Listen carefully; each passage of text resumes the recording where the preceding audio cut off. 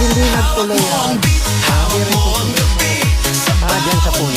Kasi ito tatanggalin natin. Ito yung Kaya kailangan dapat na ito bulaklak lang ito.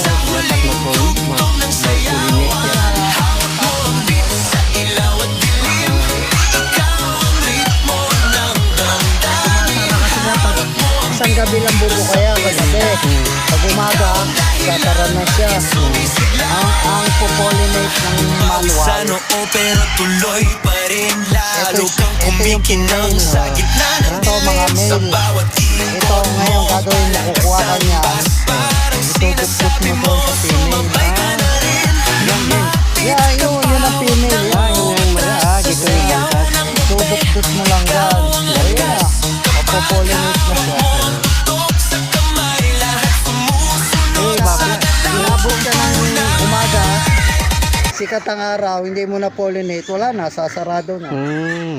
Masasayang lang yan. Yung iba, hindi nagtuloy dahil hindi walang pollination na nangyayari. Walang pollination nangyari. Kaya, Kaya kahit may bubuyog, okay.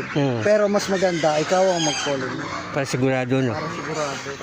Marami ng buo na, no? Ito, puro buo na yan. Ayan, oh. Basta lumalaki na yung puno. Oh, lalaki na yan. Ito, tama, ang laki na.